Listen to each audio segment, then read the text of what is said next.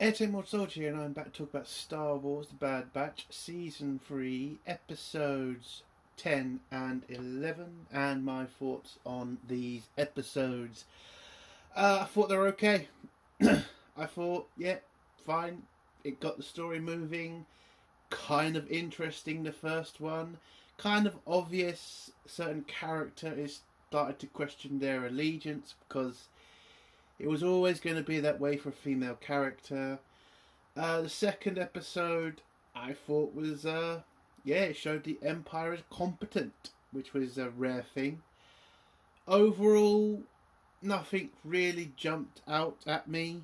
I mean, one scene maybe with something being blown up, which I didn't think they were going to do. But overall, yeah, it was okay. Just two okay episodes. It is kind of just it's just pretty weird, you know, the connections to the Last Jedi they're trying to do, and some of this callbacks to the Clone Wars, especially with the first episode. I mean, I get it, but could you have made it a little bit more exciting, a little bit more interesting? I don't know. It doesn't jump at you anymore, this show. It's kind of just like you're just going through the motions with the show. Nothing amazing happens. No massive story being told here. It's just try to get a certain person away from a certain group, and then when that fails, try to come up with another plan. Basically, what this show is pretty much about now. And it's just not exciting. When you watch the Clone Wars, it was about something bigger. The Clone Wars, how the Jedi were dealing with it, how Palpatine was doing stuff behind the scenes, and all of that good stuff. And even with Rebels, Rebels wasn't a fantastic show, but you always felt like there was a bigger story when you were watching the episodes. You always felt like it was kind of important to get, to watch those episodes. With the Bad Batch, you just don't get that same feeling. It just kind of just feels like a side story, but they're trying to connect it to, Palpatine's clones, which is supposed to be a big story. But since a lot of us Star Wars fans, and it is a lot, are kind of done with the sequels, the story doesn't feel as strong. It doesn't feel as important. It just feels, well, lame and boring. I don't know. Again, the episodes weren't terrible. It wasn't like I wanted to fucking, stop watching it. But at the end of the day, it's just not that interesting. Like, Omega is just not an interesting character. I get you're trying to make her this big thing, but it just doesn't work. And the rest of the Bad Batch, I mean, they could have been a good crew. It could have been a good show if it had focus, if it had if it had an interesting story, but it doesn't. So, until I see something better than this, again, the episodes are not terrible. The story, the first one, is kind of interesting when you kind of remember the Clone Wars episodes with a certain character with the kids that he kidnapped. And this was basically the same episode, but with a certain character having more freedom to do what he wanted, which I thought was kind of interesting. But it just wasn't entertaining. Okay? I don't know. It's just kind of gutting at this point. A show that could have been good. It's been going down the wrong path for so long. And when you get okay episodes, it doesn't feel like it's a win. Like they haven't, wasted time, or they haven't, taken a piss out of Star Wars. I mean, the M count stuff, the Metachlorian stuff, I get it. Kind of wish they'd get over that. But, I don't know. It's just, I just wish I could feel a bit more emotion from the show. I wish I could be a bit more in the story. That's what I'd want. But I would like to just do one thing before we get to spoilers. I just bought this. It's Tales of the Jedi. I don't know, I might try to do a series on Star Wars comic books. I spent like £250 on a bunch of them, so I'm gonna read them because I've been trying to get into the EU a bit more. I read the books when I was a kid. The comics I didn't really touch, so I'm reading them now because I need something good from Star Wars, and I'm just not going to get it from Disney or Kathleen Kennedy. So I'm going to go read the comics now, and maybe I'll do some reviews on them. But overall, for these 2 episodes, what would I give them? The first episode, I'd give a 5. The second episode, I'd give a 6. Okay, they're not bad episodes, they're just not great. And that's about it. So let's get to the spoilers now. If you don't want to hear spoilers, leave in 3, 2, 1. So the first episode, Identity Crisis, we see Emery still in Hemlock's lab, where she demands from Hemlock to be more involved in his secret project. Hemlock agrees and shows her part of the project, not the clones, which is, again, obviously it's Snoke. Obviously these are clones of Palpatine. I get they're trying to keep us on this, what is it, storyline. But come on, we all fucking know what's in those fucking vats. It's fucking clones of Palpatine. Connecting this to The Last Jedi is the dumbest mistake they could have done in this series, other than focusing on one character. But anyway, so Hemlock introduces Emery to 3 new specimens. Now it turns out these specimens are not just children, they are Force sensitive. And that is why Hemlock is doing multiple tests on them. He wants to see if their blood with the higher M count, which is the higher Metachlorian count, connects to Palpatine so that they can, create his clones. And what I kind of don't like about this episode, well, it's not really this episode, it's mainly to do with what Disney and Lucasfilm and Kathleen Kennedy have done to, people with Metachlorians. The fact that anybody can be a Jedi now, you don't even need to have a high M count. It's pretty stupid. When I realised what these kids were, I was just kind of like, what's the point? Like, isn't everybody able to use the Force now? Didn't you literally do that with fucking Sabine in Ahsoka? Like, anybody can have the Force, you just have to believe. So yeah, it kind of just seems pointless now with having people with high M counts if any dickhead can use the Force. Again, stupid thing to do just because Dave Filoni wanted Sabine to have the Force. I mean, you could have done anyway, I'm not going to go down that road. So Emery deals with these kids. She starts to get very emotionally attached to them, which is a kind of danger, because these kids are pretty much going to be expendable at the end of the day. She gets close to one of the little girls who tries to ask her when she can go home, and Emery has to lie to them and say soon, because she can't really tell them the truth that the Empire's never going to let these, Force sensitive kids go, because even if they're not going to be useful for Palpatine's blood, they could still be trained in certain ways to be used by the Empire. One of the kids also tries to escape and then is stunned by the lead commando trooper, and Emery kind of gets annoyed about this because it is a child and she could have talked him down, but the clone commander tells her it's a specimen and he's just doing what's required. So the kid gets put back in his room or his cell, and he gets locked away and punished, and the little girl starts to not trust Emery anymore because she believes that she was lied to by Emery. So yeah, this kind of hits Emery pretty hard when she goes back to the lab. Hemlock informs Emery about them finding a new specimen to, for her to test. and Emery demands to be involved in the pickup because she wants to make sure the specimen is not hurt. So she goes with the head commando to meet up with a mysterious person.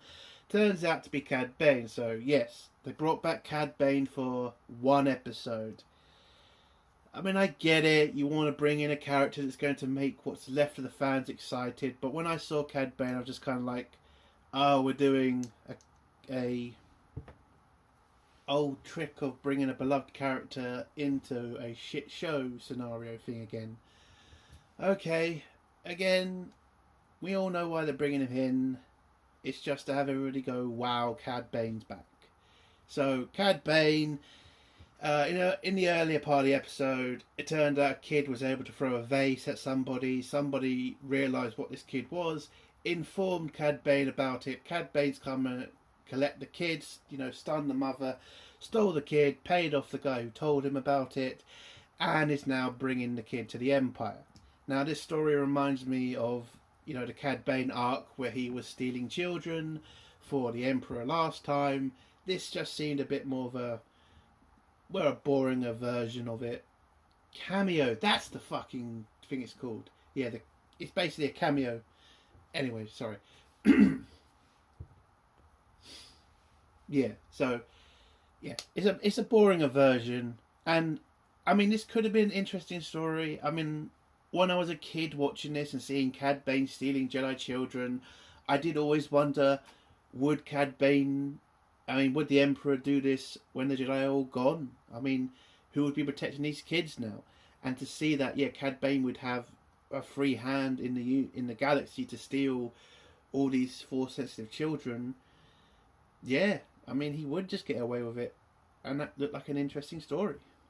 Unfortunately, we get like 2 minutes of it, and then Cad Bane's gone. Is he going to return again? I really do doubt it. The cameos in this show is kind of a one and done thing for the Bad Batch.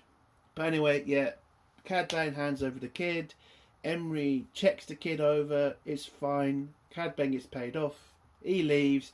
They head back to Hemlock's science lab. The kid gets checked, and Emery still feels a bit bad for what's happened to the kids. So she grabs Omega's doll and gives it to the little girl. And that's how the episode ends. Oh, I should mention one part of the episode I didn't get to. Tarkin makes an appearance. He demands to know from Hemlock why his science experiments are costing the Empire so much. And Hemlock just tells him it's very important and it's going to help the Empire in the future. And Tarkin gives him a warning and tells him it better or you'll pay the price. And that's how the conversation ends. For me, this scene kind of feels weird. I honestly don't get why we're dealing with a whole money scenario with the Empire. It's not like they ever did, care about money. And especially, why would Tarkin even get involved in this? Especially with the Emperor telling Hemlock whatever he wanted, he gets. And Tarkin answers to the fucking Emperor. So this scene kind of felt so forced in. And I'm not going to say it's political or nothing. It just feels... It doesn't feel right in Star Wars to be worrying about cash. That's never been an issue. Especially for the fucking Empire. I mean, it's just been a recurring thing for Tarkin. In the first season, he didn't want to use the clothes because he thought it would be cheaper to use stormtroopers. I mean, at that time he was calling it, drafting the public, but now he's worried about this, a project supported by the Emperor. Again, this feels so forced in, this stuff. I mean, you are building a giant Death Star. That must be expensive. I mean, come on now. And is that really a good way of spending your money? Why build a massive space station when you could just build a shitload more Star Destroyers, TIE Fighters, recruit more Stormtroopers? So, yeah, this new version of Tarkin just feels so forced. But yeah, that's how the first episode was. An okay episode, interesting story to a point about the Force sensitive children. So yeah, 5 out of 10. The next episode, Point of No Return, it starts off with the Bad Batch filling up their Marauder with all the supplies they need because they are leaving the Caribbean planet. You can see the locals are all pretty happy and that some want them to stay. The mayor of the town, wishes them well on their journey and whatever. You get a little bit of a foreshadow in this episode because Omega goes to their, library or something where she gives them a bear and Tech's glasses. So yes, that was pretty much foreshadowing about who the secret assassin is. Again, if you've watched my stuff before, you all know that I know that it is Tech. Tech is the secret assassin. So, and that's a bit of foreshadowing from the episode with them putting on Tech's glasses in this museum place. Anyway, we go with what's his show name? To a different planet where we meet up with the Black Woman or Black Indiana Jones from the second season. She's getting a ship refueled, and Tech, secret assassin, puts a tracker on her ship. She heads off. He then's able to figure out where the Bad Batch are from that tracking device, and then informs Hemlock's head Republic Commando that he's located, or at least he thinks he's located, Omega. He sends a Venator to back him up when he makes, clarification on the location. The Venator will come in and they'll try to capture Omega. So he gets to the planet, flies into that secret landing spot that Ventress flew into last episode, or the episode from last week, and starts looking through the town for Omega. He finds her, informs the commander, he sends the Venator, and to make sure the Bad Batch don't escape, Tech fires a couple of grenades at the Marauder, blowing up the Marauder and knocking out Wrecker, sorry. When the Bad Batch realise that the Empire's here, because the Venator comes out of hyperspace into the planet, and they start sending down gunships, and they realise they have to find a way off the planet before they find them. So they hide out in a part of the the town. The Empire lands. Tech tells the gunships to destroy any means of escape for the Bad Batch, so to destroy all the skiffs and fishing boats so they can't escape on the water. And he also informs them to destroy any ships that try to escape in the air. So I like this part of the episode. Kind of shows that the Empire are not completely stupid, that they do understand how to stop people from escaping, because usually the Empire seem to be very stupid and they allow every means of escape to the to the rebels or to the bad guys, in their opinion. So the Bad Batch split up. Hunter is going to go look for a means of escape in the middle of the town. He tells he tells Crosshair and Omega to stay with Wrecker and wait for him to figure out a way off the planet. Crosshair tells him that they need to kind of steal a gunship because that's the only way they're going to be able to escape the Imperial's jamming signal, so they can ask Echo for help. So Hunter tries to grab a gunship, whilst trying to take it over. He kicks out a couple of stormtroopers off of the gunship, and then when the gunship pilot is trying to shake Wrecker off, Tech uses his sniper and shoots the pilot of the gunship to make the gunship crash. I mean, we already know that you can eject from a gunship. Why didn't Tech just tell the pilot to eject? Why shoot one of your own people? It seems like such a waste of time. I get that the whole Empire, killing their own people thing has become a massive trope in Star Wars. Again, why would you fight for the Empire if that's how cheap your life is? That to me just seems really ridiculous. But anyway, he does it. The gunship crashes and Hunter is now stuck in the middle, or at least very far off the coast, so he has to swim all the way back, which is going to take a lot of time. Crosshair and Omega start to realise there isn't really any chance of an escape. They go through the town, they've destroyed their ship, and eventually they're going to find them.